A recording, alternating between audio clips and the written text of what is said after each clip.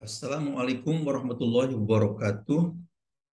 Selamat datang di channel kami di Islamic Science Research Institute untuk video yang mungkin ke-99 ya, sekarang ini.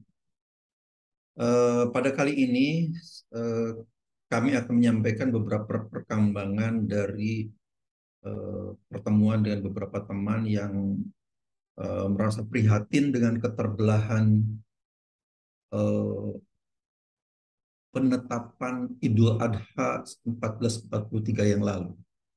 Kebetulan ini memasuki bulan baru Hijriah, Muharram.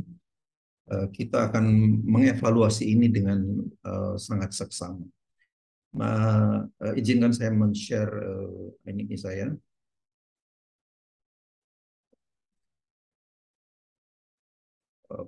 bahan presentasi saya.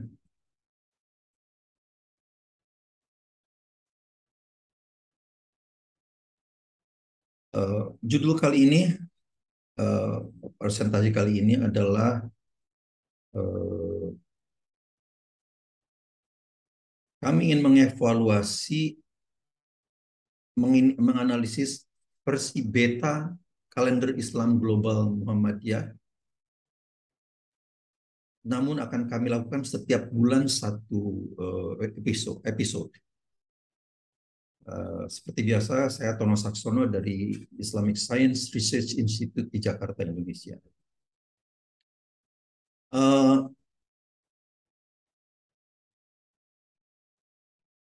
Alhamdulillah, momentum keterbelahan umat Muslim di dunia pada Idul Adha 1443 Hijriah lalu telah meningkatkan kesadaran akan pentingnya segera disusun sebuah kalender Islam global pemersatu. Jadi saya memperoleh beberapa telepon, WA, dan sebagainya yang intinya kita harus segera menghidupkan satu gerakan massal kira-kira di Indonesia yang dan untuk menginisiasi gerakan ini di dunia. Maka bertemulah beberapa orang yang memiliki kesamaan visi untuk melakukan diseminasi pentingnya kalender Islam global. Kami ingin agar ini menjadi gerakan kesadaran umat yang terus bergelombang dan terus berkembang menjadi besar. Dalam pertemuan kemarin ada ex-menteri, tidak usah saya sebutkan namanya sementara ini, biar itu nanti pada saatnya akan kami buka. Ada seorang ex-menteri, ada seorang pengusaha yang sudah go internasional, dan kemungkinan bergabungnya ekspatriat yang tadinya bekerja di melanglang ke luar negeri lah, dan sekarang sudah pulang kandang dan lain-lain. Intinya, Islamic Science Research Institute akan kami scale up menjadi gerakan nasional yang berkontribusi pada pembangunan peradaban Muslim dunia. Insya Allah akan kami buatkan sarana bagi peminat yang akan bergabung. Jadi kita akan buatkan sarana komunikasinya lah kira-kira gitu. Insya Allah. Gerakan ini akan independen dan bebas dari interest dan infiltrasi politik. Kajiannya hanya akan murni berdasarkan kaidah-kaidah saintifik demi kemaslahatan umat Muslim dunia. Secara kebetulan, Majelis Tarjih dan Tajdid PP Muhammadiyah dalam rangka tahun baru Hijri 1444 Hijriah telah mengeluarkan versi beta kalender Islam global. Versi beta itu versi yang masih prototipe gitulah, masih dalam uji coba, sebagai uji coba. Kelihatannya tujuannya agar umat secara umum dapat ikut mengevaluasi. Jadi kebetulan sekali ini. Ini sebagai follow up dari rekomendasi Muktamar Muhammadiyah ke-47 di Makassar pada 2015 yang lalu. Jadi kalau seingat saya sudah ke tahun ketiga ini Majelis Tarjih dan Tajdid PP Muhammadiyah mengeluarkan versi beta kalender Islam global. Dalam beberapa pertemuan ahli falak Muhammadiyah, sebetulnya telah disepakati bahwa Muhammadiyah harus segera mengadopsi kalender Islam global Istanbul. Ada 4 pertemuan itu ya. Dan dari 4 pertemuan itu semua kesimpulannya sama. Muhammadiyah harus segera mengadopsi kalender Islam, kalender Islam global Istanbul. Langkah hati-hati, namun demikian langkah hati-hati Majelis Tarjih dan Tajdid PP Muhammadiyah patut dihargai. Karena kalender Islam global Istanbul memang agak sedikit rumit. Jadi tampaknya di kalangan Muhammadiyah sendiri harus dilakukan sosialisasi penuh kehati-hatian agar semua daerah itu bisa memahami ini dengan baik, kira-kira gitu. Itu anu saya ya, perkiraan saya. Sebetulnya saya sendiri adalah anggota Majelis Tardi dan Tajdid PP Muhammadiyah. Kebetulan saya adalah pengusul agar Muhammadiyah segera mengadopsi kalender Islam Global Istanbul, meskipun saat Muktamar Makassar lalu saya hanya sebagai peninjau sebetulnya. Namun usulan ini saya berikan setelah mengkaji kalender Islam Global Istanbul secara cermat dan hati-hati. Jadi saya usulkan pada Muktamar tahun 2015 itu, saya mengusulkan itu karena saya memang sudah mengkaji hati-hati sekali dan secara cermat. Selain itu, seharusnya saya ikut mengevaluasi KIG Muhammadiyah versi beta ini yang saat itu masih dalam bentuk draft. Namun karena saya harus menjalani operasi kecil di lengan kanan saya dan harus diopname, maka tugas ini tidak dapat saya penuhi. Analisis yang saya lakukan saat ini adalah sesuai dengan prinsip Islamic Science Research Institute atau ISRI sebagai lembaga yang independen. Jadi meskipun saya anggota Majelis Tarjih dan Tajdid PP Muhammadiyah, tapi analisis ini kami lakukan dengan independen sebagai ISRI sebagai lembaga independen. Analisis akan dilakukan 1 bulan setiap episode sebagai konten 1 video YouTube. Jadi kali ini kita akan mengevaluasi yang Muharram 1444. Sekarang kita lihat Muharram 1444 Hijriah versi beta kalender Islam Global Muhammadiyah. Dalam versi betanya yang diterbitkan hanya dalam bentuk ini ya, dalam bentuk digital. Jadi tidak ada versi hard copy-nya. Ditentukan di sana bahwa 1 Muharram 1444 Hijriah jatuh pada 29 Juli 2022. Muharram 29 Juli. Nah, apa dasarnya? Ini dasarnya adalah kita lihat detail astronomisnya yang diterbitkan oleh MTT Muhammadiyah. Ini adalah detail teknisnya. Ada di bawah, dari bawah ya. Ada di bawah ini saya perbesar sedikit.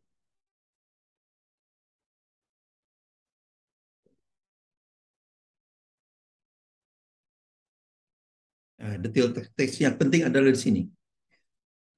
Ijtima terjadi pada Kamis 28 Juli 2022 pukul 17.54:58 Greenwich Mean Time.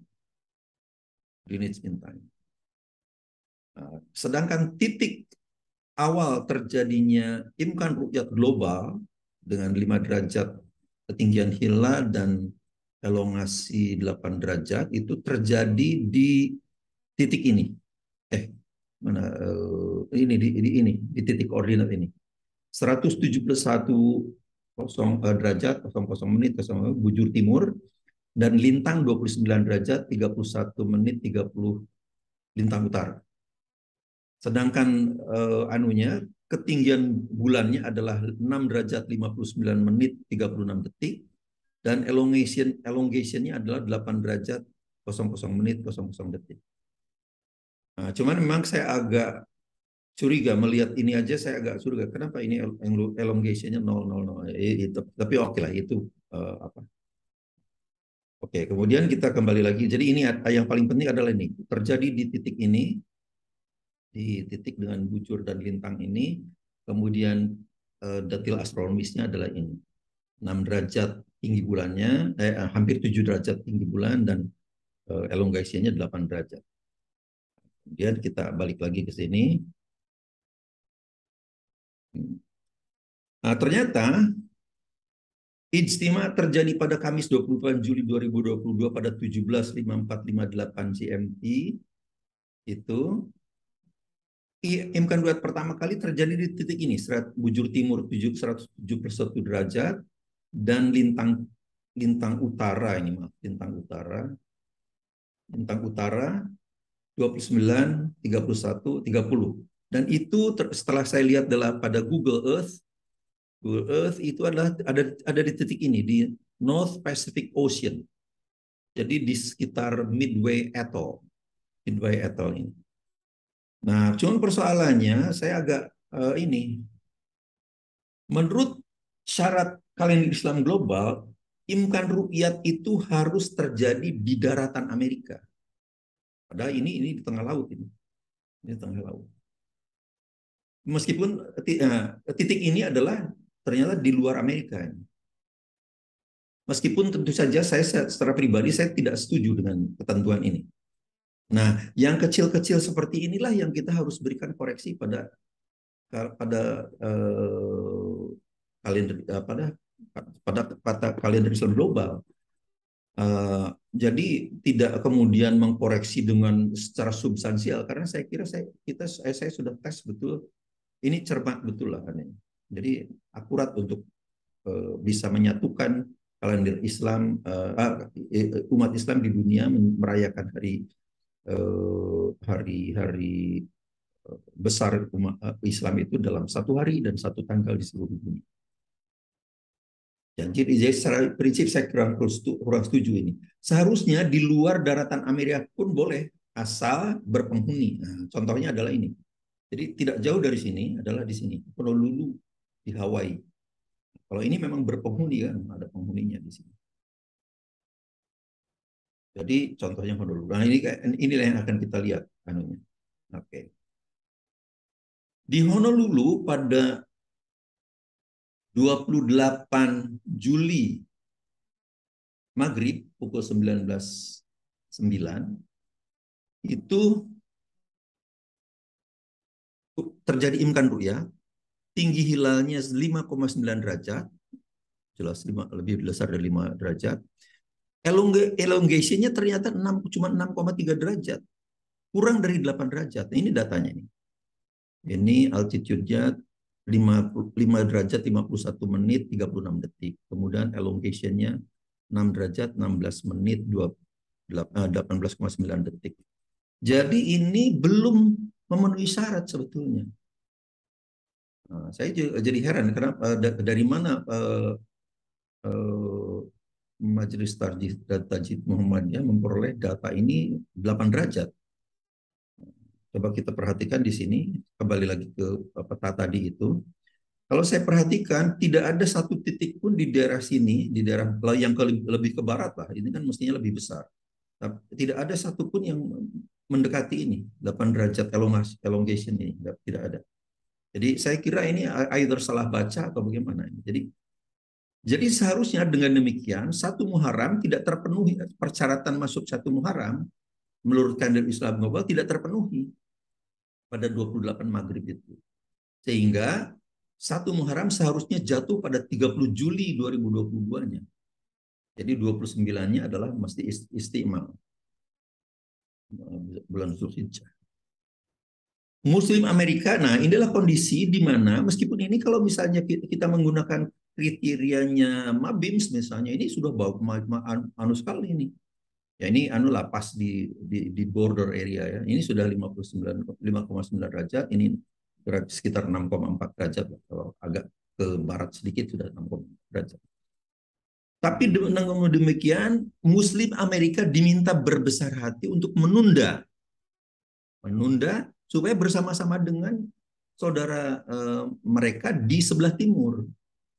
Jadi meskipun astronomisnya sudah terpenuhi untuk 29 Juli di titik lokal ini di Amerika ini, tapi diminta berbesar hati untuk menunggu supaya yang di sebelah timur itu masuk. Ini persoalan, ini anunya ini prinsip dari kalender Islam global yang saya suka adalah ini.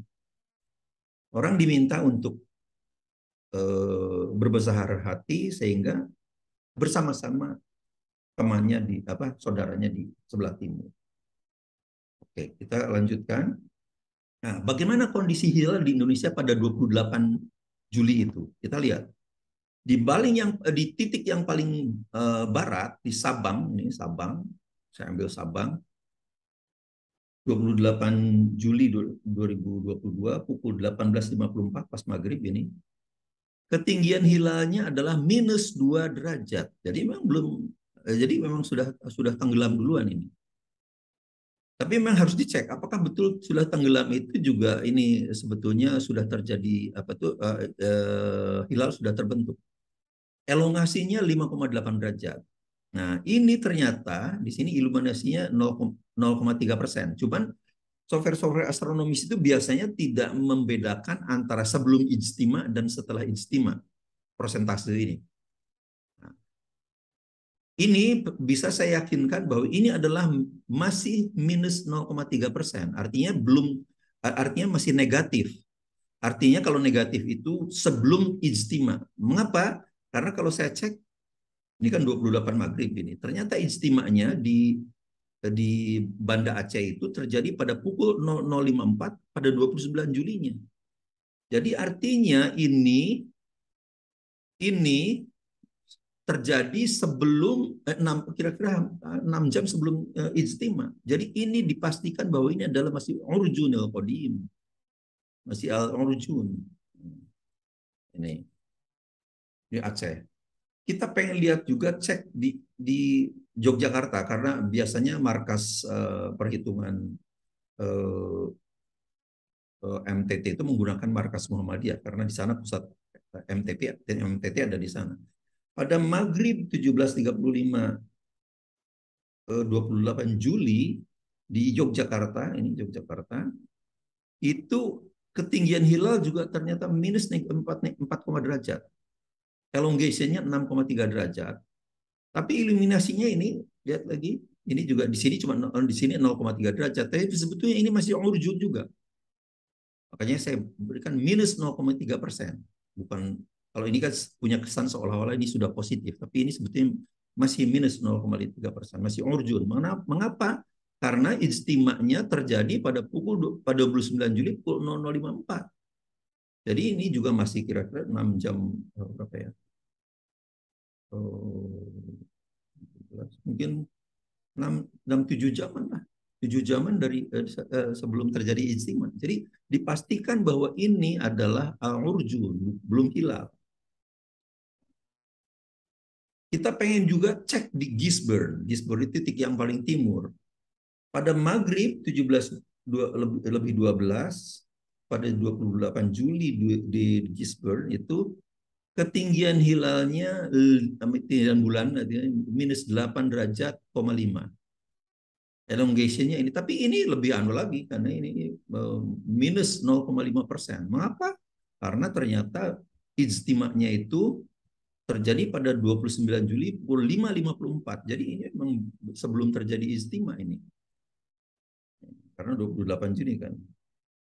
Jadi ini masih al-urjun. Kesimpulannya, tampaknya ada yang harus dikoreksi pada versi beta kalender Islam global Muhammadiyah untuk Muharram 1444 Hijriah ini. Mungkin ini akibat salah baca elongasi sebesar 8 derajat ini. Nah, ini nggak tahu dari mana diperoleh data ini. Elongation-nya ternyata betul ketinggian hilalnya sudah lebih dari 5 derajat, tapi elongation-nya itu menurut penglihatan kami hanya sekitar 6 derajat sekian kan tadi dia. Jadi itu yang harus dicermati lagi. Tidak ada titik di wilayah barat bumi yang elongasinya 8 derajat pada 28 Juli 8 Juli lalu itu. Itu bisa dilihat dari data stellarium lah. Namun demikian langkah yang hati-hati dengan menerbitkan versi beta ini di beta kalender Islam global ini patut kita hargai dalam rangka untuk memperoleh masukan dari umat. Memang kalender Islam global ini agak rumit dan kita semuanya juga lagi sama-sama belajar memahami. Tapi indikasinya sudah sangat kuat sekali kalender Islam global Turki ini, Istanbul ini, insya Allah bisa mempersatukan umat untuk memasuki awal bulan Komariah pada satu hari, satu tanggal di seluruh dunia. Sama ya, satu hari dan satu tanggal yang sama di seluruh dunia. Insya Allah kami akan terus melakukan analisis atas versi beta kalender Islam Global Muhammadiyah ini dengan satu konten video untuk satu bulan. Jadi saya terima kasih sekali juga malah punya bahan konten yang menarik untuk dievaluasi. Kalau ada organisasi lain yang sudah menyusun versi beta kalender Islam global juga, boleh kita juga ingin bertukar bertukar pandangan. Demikian hasil evaluasi kami, semoga bermanfaat. Assalamualaikum warahmatullahi wabarakatuh.